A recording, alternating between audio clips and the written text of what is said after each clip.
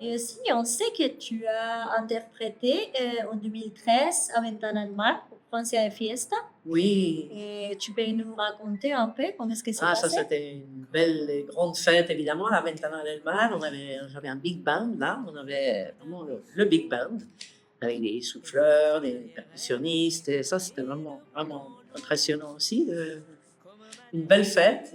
Et là encore, j'avais des thèmes à moi de latin jazz en français et donc aussi du répertoire international, mais je cherche toujours mon petit chemin avec le français et plusieurs langues. Enfin, dans le cadre de la France, ben, on va chanter en français, mais voilà. Enfin, je mettrai deux, trois phrases pas en japonais, non, mais enfin, une des autres langues que je peux, que je peux, que je domine.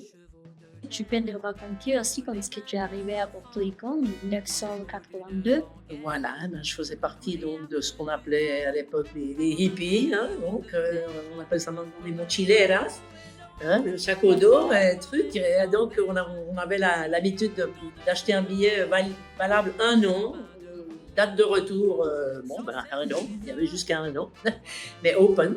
Alors, je suis arrivée d'abord depuis la Suisse en Colombie, après la Venezuela, et puis j'ai commencé par Porto Rico par rapport aux îles des Caraïbes. Et au lieu de rester 15 jours ici, ben, je suis restée la première fois 10 mois. Le même soir de mon arrivée, on m'amenait dans le Dieu San Juan, j'ai déjà connu des musiciens, et tout de suite on me disait, mais pourquoi tu restes pas la semaine prochaine, tu pourrais chanter ici, tu pourrais chanter là-bas. Et puis alors voilà, là on n'arrête jamais ici, hein. Il y a toujours une fête quelque part, donc voilà. Et bien au début je pensais pas vraiment m'établir ici, mais je faisais des allers-retours, hein, quand il faut aller chercher quelques sous en Suisse, travailler un peu, revenir, et puis voilà, je faisais des allers-retours, et jusque 4 ans plus tard, je pensais vraiment que je partais. Moi là, on m'a retenu, on va dire. Voilà, le papa de mon fils. Et donc je suis restée jusque, voilà, je suis encore là. Super. Tu peux nous raconter de votre prochain disque ou des disques?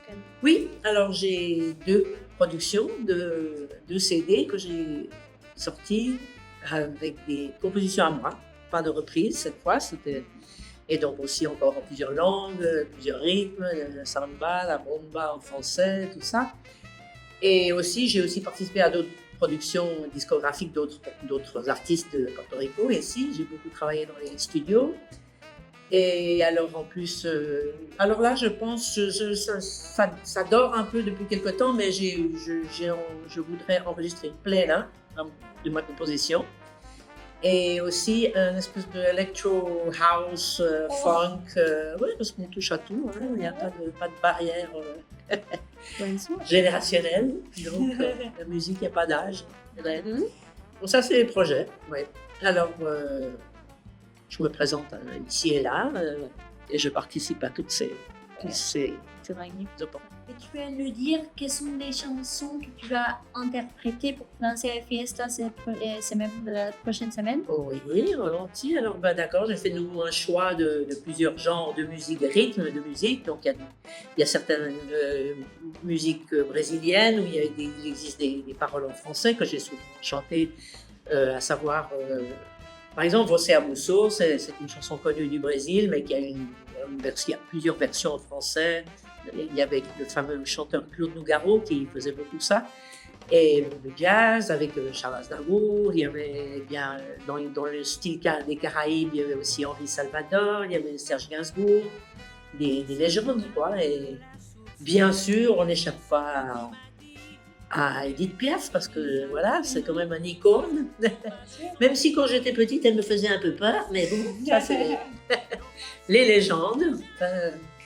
Et donc voilà, des choses un peu des Caraïbes aussi, un peu calypso, un peu jazz, latino aussi, un peu salsa. Mais en français, il y a entre autres une chanson qu'avait composée justement Charles Aznavour qui s'appelle La Terre meurt. En plus, j'aime bien quand il y a des paroles, voilà, c'est quand même un peu dans le sens qu'il faut sauver la planète. Donc, ça, c'est important aussi. Oui, on va pas dire quand même chanter des bêtises.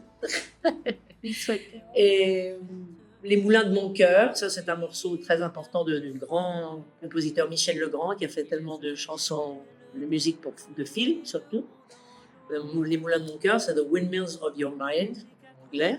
Que, entre autres, on a fait un enregistrement il y a quelques années en Latin Jazz. On répertoire, Ah.